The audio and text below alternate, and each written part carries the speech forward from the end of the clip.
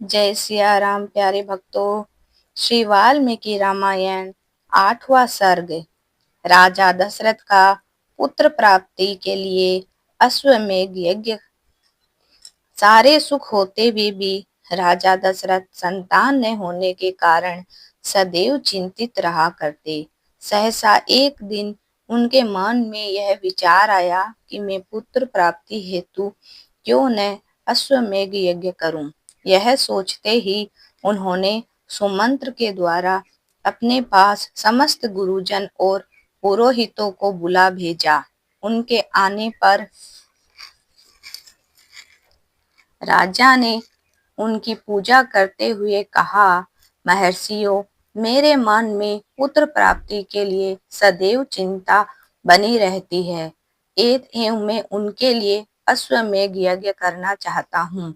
राजा के इस कथन को सुनकर सभी इसकी प्रशंसा करते हुए बोले, महाराज, यज्ञ सामग्री एकत्रित कर भूमंडल भ्रमण हेतु घोड़ा छोड़ा जाए।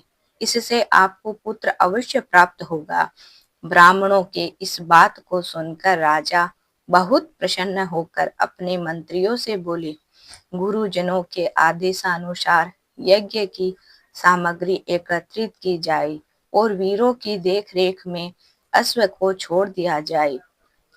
सरयू के तट पर यज्ञशाला का निर्माण हो। मेरा यज्ञ निर्विघ्न होना चाहिए, कारण जिस यज्ञ में किसी प्रकार की त्रुटि रहती है तो वह ब्रह्म राक्षस द्वारा यज्ञकर्ता को नष्ट करने में सहायक होती है।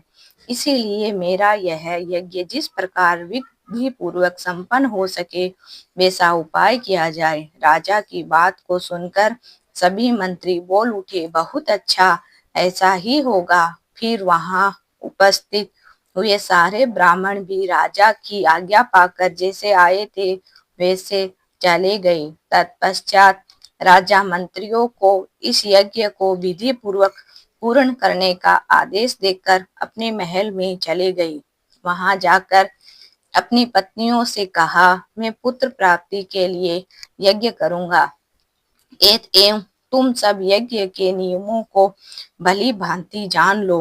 राजा के इस मनोहर वचन को सुनकर सभी रानियों का मुख कमल की भांति खिल उठा। इसी प्रकार श्री वाल्मीकि निर्मित आर्ष रामायण आदि काव्य के बाल कांड में 8वां सर्ग पूरा हुआ। जय सिया राम।